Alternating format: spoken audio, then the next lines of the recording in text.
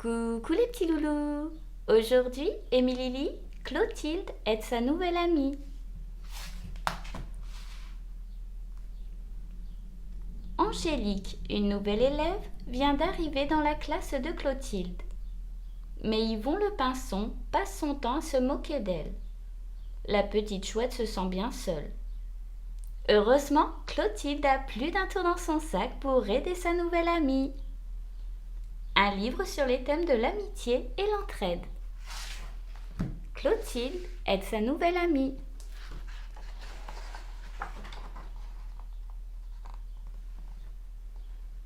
Lentement, le soleil se lève sur la charmante forêt de Saint-Hippoult-les-Châtaignes.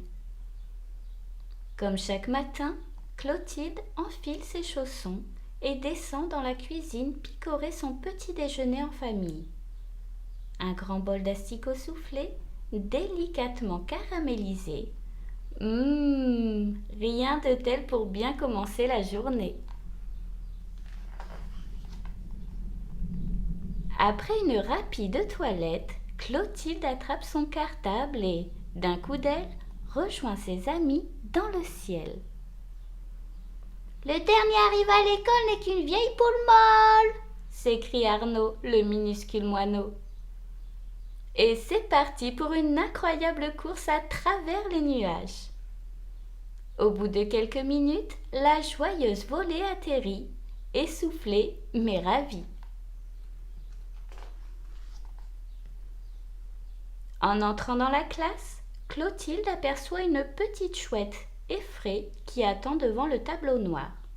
« Je vous présente Angélique, » dit la maîtresse, « votre nouvelle camarade.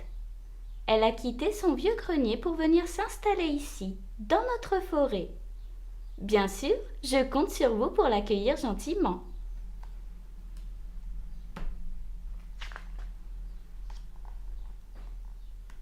Mais dès que la maîtresse a le dos tourné, Yvon le pinson lance sur Angélique une boulette en papier. « Alors comme ça, tu es une chouette effraie ?» se moque-t-il tout haut. « C'est vrai que tu es assez effrayante. Avec ton plumage blanc, on dirait un fantôme. » Aussitôt, au fond de la classe, quelques élèves se mettent à ricaner, sous l'œil agacé de Clotilde.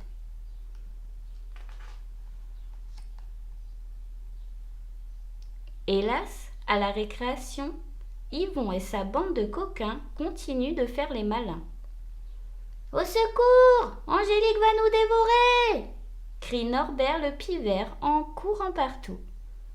« C'est elle le fantôme du grenier !» gémit Georges le rouge-gorge en grimaçant comme un fou.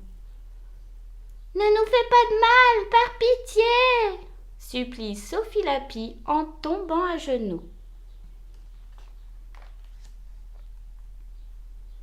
Avec sagesse, Clotilde entraîne Angélique à l'écart, sur une balançoire. « Ignore-les, lui dit-elle en souriant. Ils sont bêtes comme leurs pattes. Tu sais, moi aussi, avant, j'étais timide. Mais j'ai appris à avoir confiance en moi, et je suis sûre que tu peux y arriver. D'ailleurs, tu n'es plus seule maintenant. Je suis là. »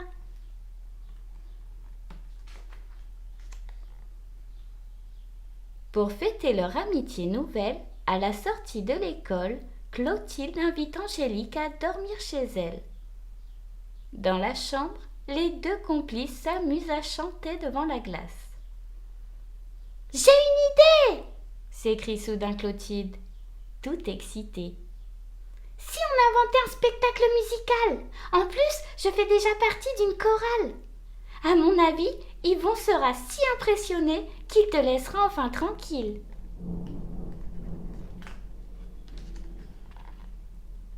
Le lendemain, pendant la leçon de pêche, Yvon ne peut s'empêcher de taquiner Angélique. « Hé, Miss Fantôme, ne t'approche pas trop de l'étang, tu risques de faire peur aux poissons. »« Hé, toi, tu t'es regardé ?» intervient Clotilde. « Avec tes plumes en pataille, tu as l'air d'un épouvantail. » En voyant la tête que fait Yvon, les deux petites chouettes s'enfuient en piquant un fou rire.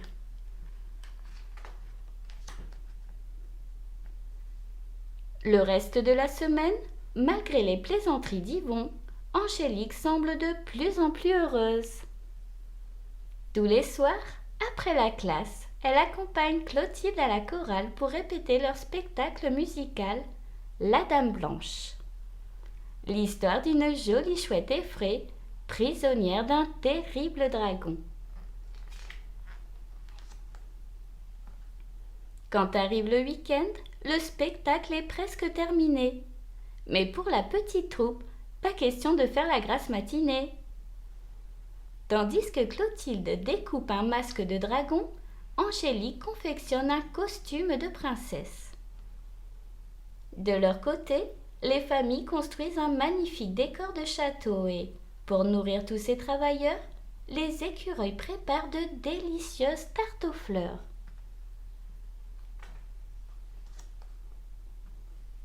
Enfin, le lundi matin, devant la grille de l'école, Clotilde et Angélique annoncent avec fierté. Ce soir, spectacle musical au clair de lune. Rendez-vous dans le grand pré. Tout le monde est invité. En entendant la nouvelle, Yvon et sa bande, un peu jaloux, se mettent à bouder. La journée passe vite et, le soir venu, élèves et parents se hâtent vers le grand pré. Même Yvon n'a pas pu résister à l'envie de venir voir le spectacle. Et là, dès les premières notes de musique, quel talent, quelle magie! Dirigée par Clotilde, la chorale fait des merveilles et Arnaud le moineau est très drôle en dragon. À la fin, la chorale se retire.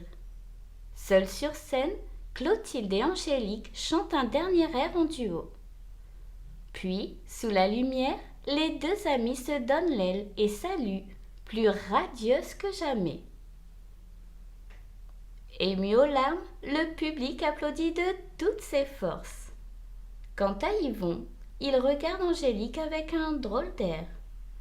On dirait qu'il a des étoiles dans les yeux.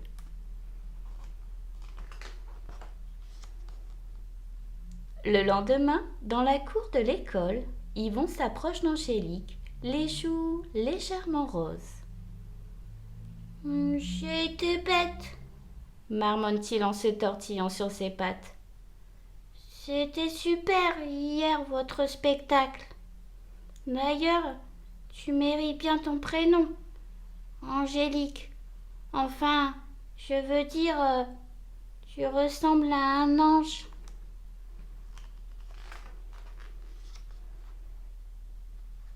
Rayonnante, Angélique se retourne vers Clotilde et la serre contre elle. « Jamais je n'aurais réussi tout cela sans ton aide, » lui dit-elle. « Tu es ma meilleure amie. »« Et moi, » dit Yvon, « grâce à vous, j'ai compris la leçon. Alors le prochain qui vous embête, nom d'un gâteau sec, je lui cloue le bec. » Si tu as aimé ma vidéo, abonne-toi et si t'es abonné, n'oublie pas de liker.